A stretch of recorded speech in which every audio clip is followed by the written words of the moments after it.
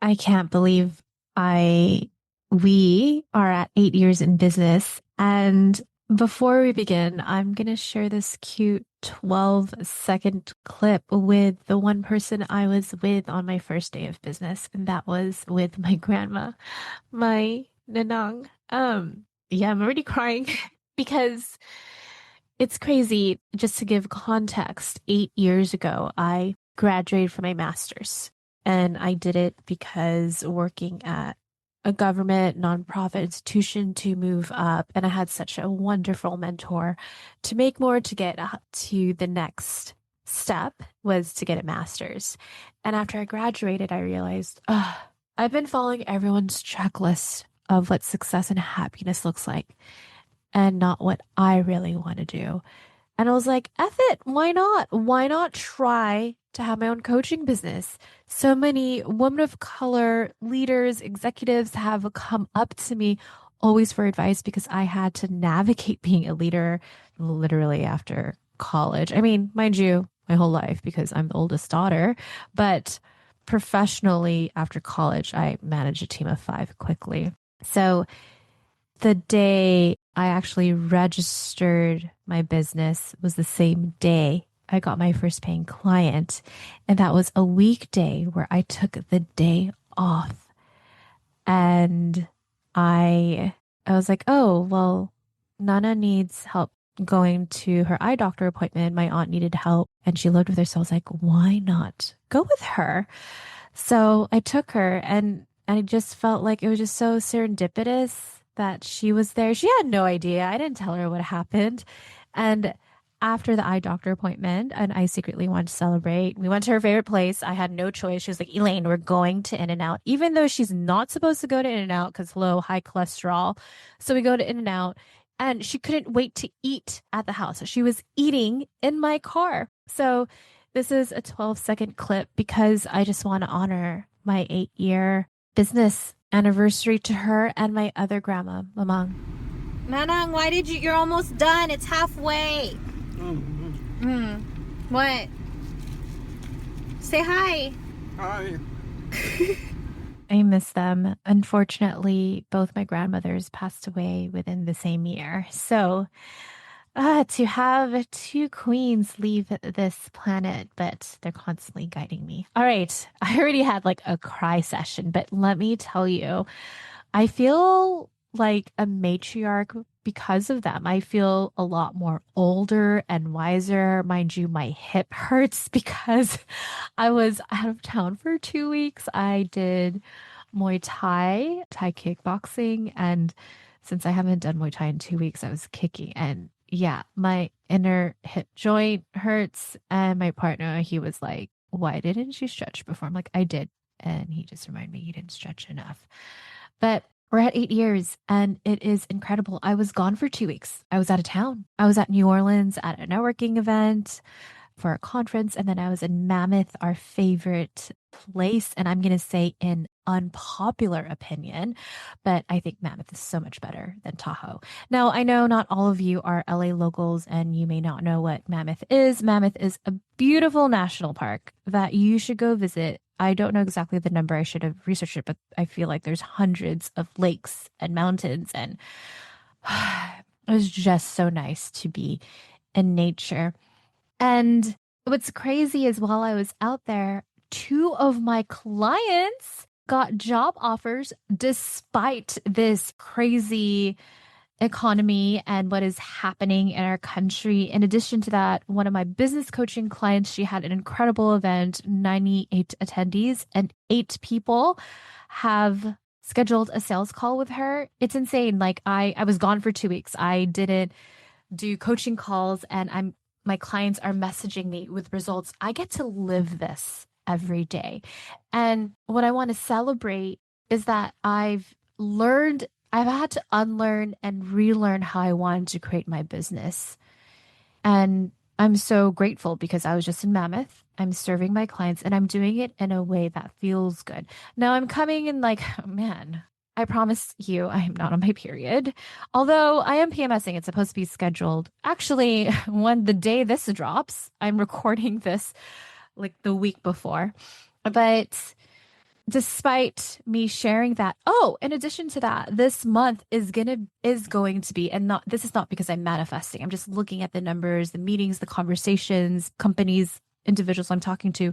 It will be the biggest sales month. That's insane to me. And I am working less than ever. I mean, I have 10 a.m. to 12 p.m. No, 9 a.m. to 12 p.m. blocked off working out. So I'm really happy about that. Yet I'm showing you a highlight reel right now, and it hasn't been a highlight reel in 8 years. Trust me. So I will share with you the 8 mistakes I have done in my business, just 8 mistakes, 8 lessons, so that you don't have to repeat it. One of the things my clients share with me, Elaine, I am so glad you have effed up so I don't have to repeat it. Rude, right? But no, they are actually glad I have. But I cannot guarantee that you are going to be making the same mistakes. All right, grab your boba, coffee, or tea, and let's drop the beat.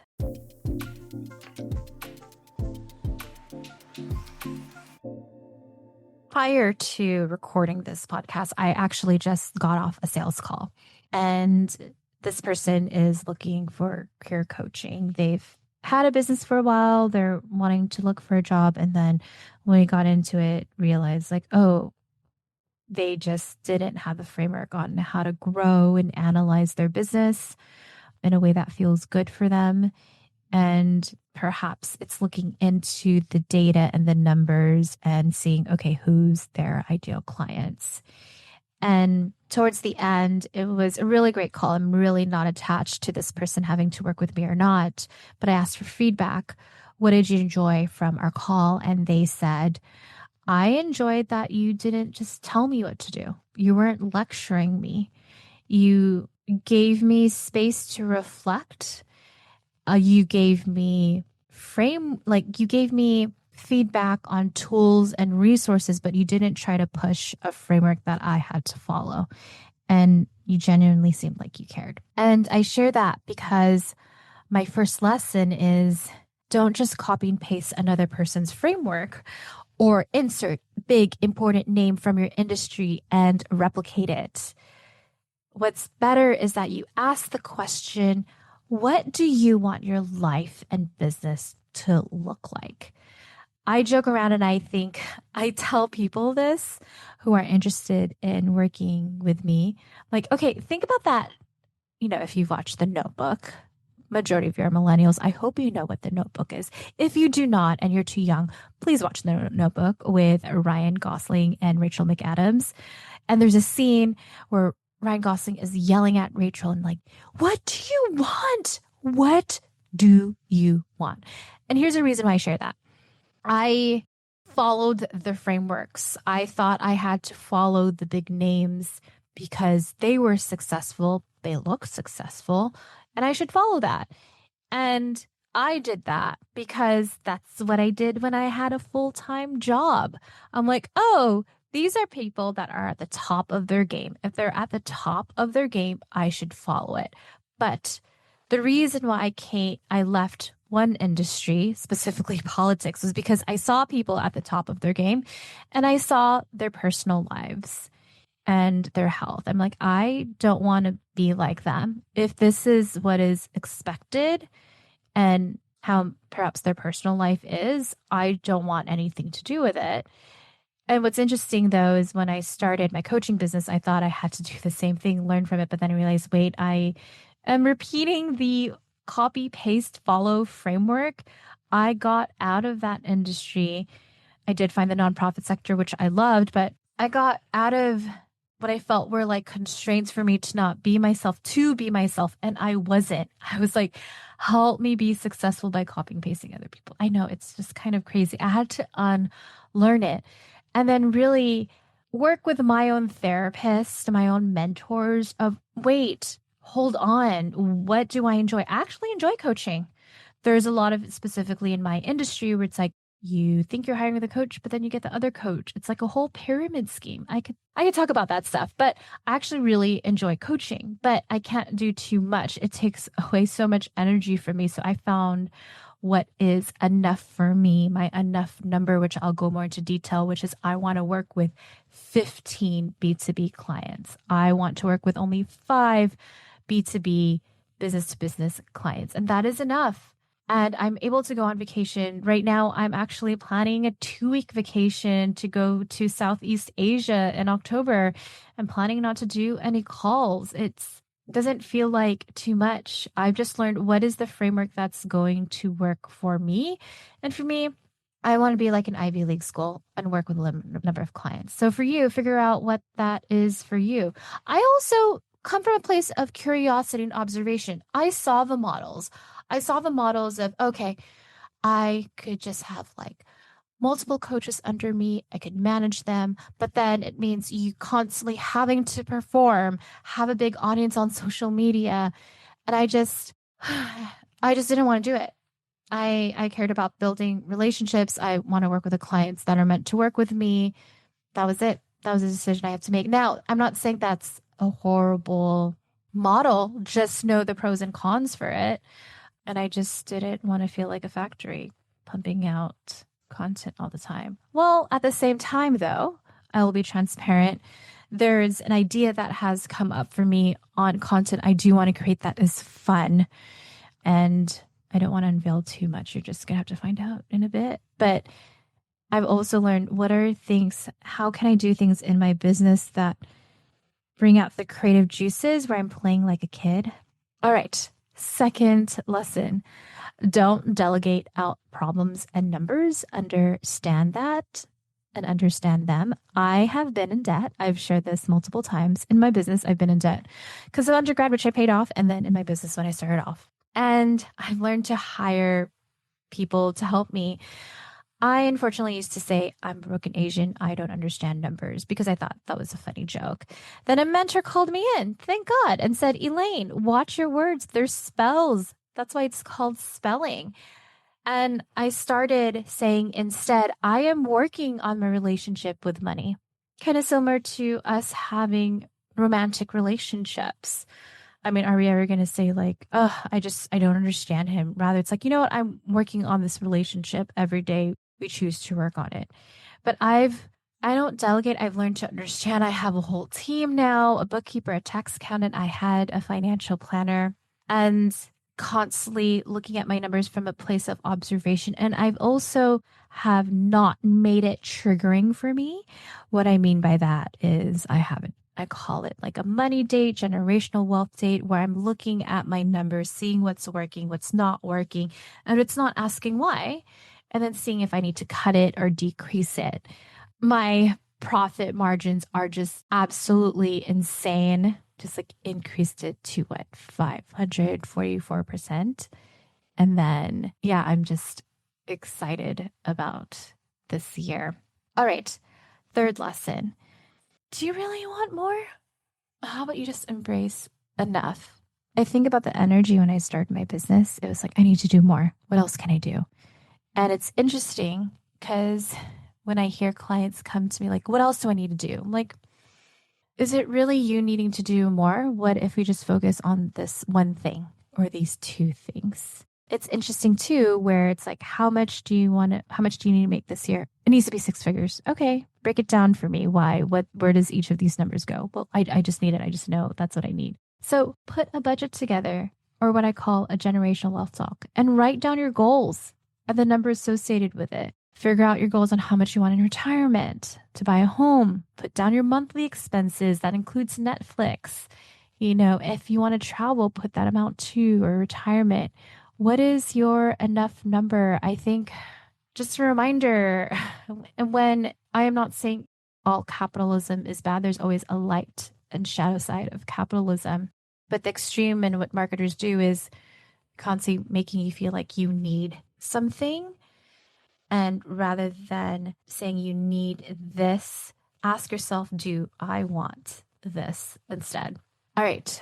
Fourth lesson, don't make decisions quickly. There's a reason why it should take time. I was just on a call earlier and you're very LA of us. We were talking about how we're Sagittariuses and make decisions really fast. And usually you do And I will also say I was kind of trying to go make decisions really fast working in politics. But sometimes there's a reason why it needs time before you decide to do it. So, for example, I recently got my coaching certification and I was doing the certification through a school. And it just, I felt like I rushed it, like, oh, I need this. And then I just chose this. But it ended up not being a good fit. And instead, I found Center for Executive Coaching, where I got my PCC, which is Professional Certified Coach, which is highly regarded for Fortune 500 executives. It was recommended to me by a friend. And I was like, this is, I wish I waited so I didn't waste time. But I knew that that program has been so helpful in me growing my business and the tools and skills to be a better coach to clients.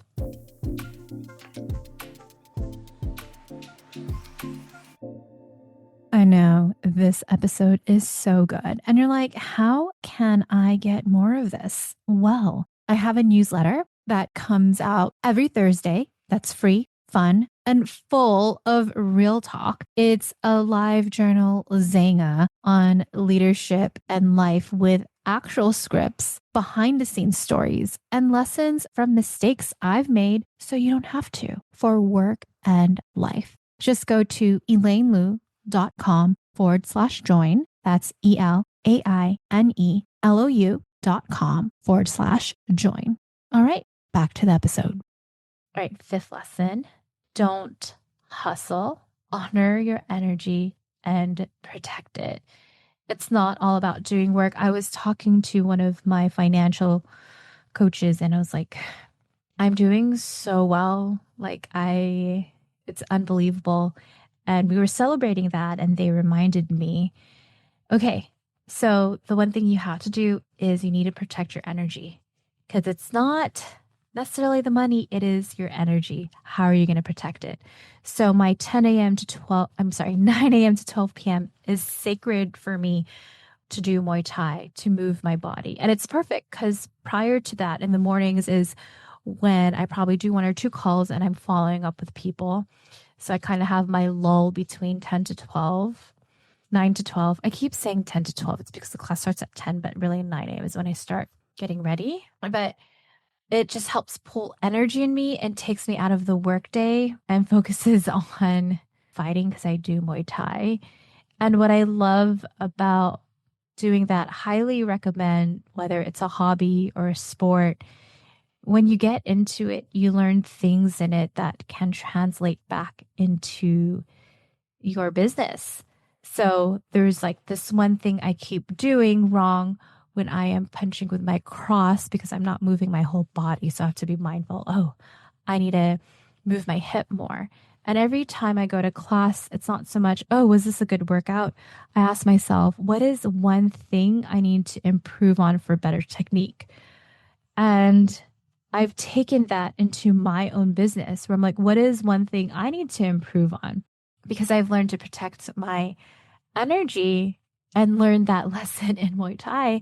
I recently found out, oh, my mobile optimization UX is not so great. And my team has been able to work on it and optimize it, which is really important for me. But it's not all about the work. So, how can you honor your energy and protect it? We always make it to meetings for our clients, for leads. Don't forget to make meetings for yourself. The meetings, whether, and when I mean meetings, I don't necessarily mean like professional meetings, but working out, getting a massage, or meetings with your loved one, having lunch or dinner, going on dates, spending time with your kids. All right, the sixth one, when it comes to building relationships with leads, don't ask marriage on the first date. Get to know someone. I feel like post COVID, people do not know how to network and connect. And I'm using the analogy of marriage on the first date because you don't want to seem thirsty. For example, imagine someone coming up to you. Hey, I have this business that creates websites. Do you know anyone that is looking? Here's how it also sounds like. I'm single. Do you know anyone that's also single? Instead, be a scientist observer, understand the other person, the potential client For example, I'm actually closing out on a current contract with a company. And because I did my research, I got to know them. I was like, hey, I know you did the program this way before. Is that the structure you still want? And I've noticed in my experience, these are problems I've been seeing in this issue. Are you also seeing it too? Then I get them talking. They tell me about the problems and issues. They also share the structure they want, provide suggestions and advice. And I just give advice to them. And this is how I get clients. This is how I actually negotiated a 5-figure contract over email with no phone call a few months ago. So let's go to the 7th lesson. Ask yourself the hard question more. And what I mean, ask yourself the hard questions more. Is this client or customer aligned? In the beginning, when I started, I was desperate. I took any client, but then it took my energy and ruined energy with other clients I really enjoyed working with. Also, feel free to wait to decide if you want to do something. Like if you're feeling a certain way about doing something and it just doesn't feel completely aligned, you don't have to decide right now. For example, I recently wrote an email and the subject heading said something like, well, it didn't say it because I edited it, but it was going to say what my best clients do. And I was like, yeah, this is such a great email. People are going to open it because I think about like high open rates. But then I reflected more, wait, that doesn't feel good. This doesn't feel trauma informed. What if some of my clients feel triggered because they think they're not a great client? I don't want them to feel like that. So I changed the subject of my email the next morning before it got sent and says what all my clients do instead. And that's what I mean is like, okay, ask yourself the hard question. Why does this not feel good? And sometimes you just have to wait to find out the answer why it doesn't feel good. Or recently, I've asked myself, do I want to continue doing my services this way? I used to do weekly office hours. And I realized this past year, because I work with marginalized communities and everything that has been happening, they need more one to one time. So I have changed my services to go from monthly one to one to bi weekly one to one. And that has meant I have also decreased my office hours because I'm providing more one to one time. And because I provided more one to one time, I had to change the structure of, okay, what is the pricing? One. And then two, what is the maximum amount of clients I could work with energetically? And that number is 15. But I've had to learn to ask the hard questions and give myself time to reflect. 8th lesson is you don't know everything. Continue to learn. Despite being in business for 8 years, this past year, actually a couple months ago in October, which is what, 10 months ago, I got my PCC, which I said earlier, my International Coaching Federation certification. And I didn't have to get it, but I was just noticing I didn't have the tools and the skills to be a great coach with the high level clients that I started to attract and want to continue attracting. So, very grateful for Center for Executive Coaching, where I got my certification. And last year, I did the LA County EMI Economic Mobility Initiative procurement program because I wanted to get more B2B contracts. And because of their support, I've been closing more B2B contracts. I've shared this before. Like, I wanted my goal where 80% of my revenue is coming from B2B because I could have fewer B2B clients and make more, and at the same time, still continue working with B2C because I really enjoy getting my feet wet, boots on the ground, doing the hard work with the clients. And right now, I'm in this Pitch Academy program that helped me be the #1 pitch winner for a competition I did. And I'm continuing to do presentations. And even though those are all professionals, something that I'm considering doing, most likely will be doing because I do speaking, facilitation, and training, is doing improv classes. I got so much feedback. I'm funny. I forget that I am. And so I'm constantly working on learning how can I be better at my craft, one. And two, what is something that I need to improve on?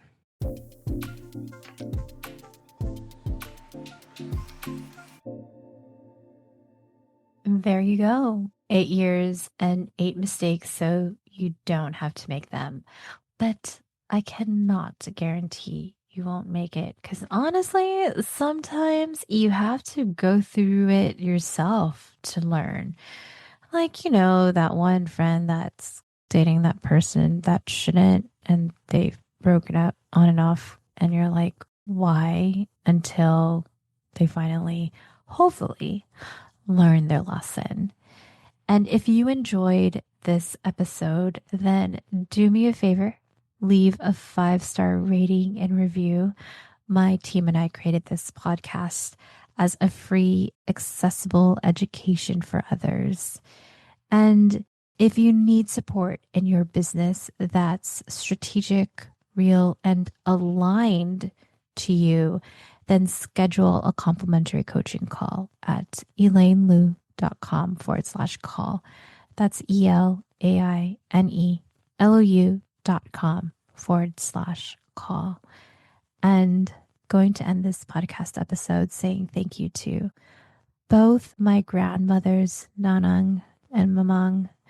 I know you're always watching over me. I feel your presence, and I'm so grateful for the sacrifices both of you have made so that I have this privilege to color my dreams.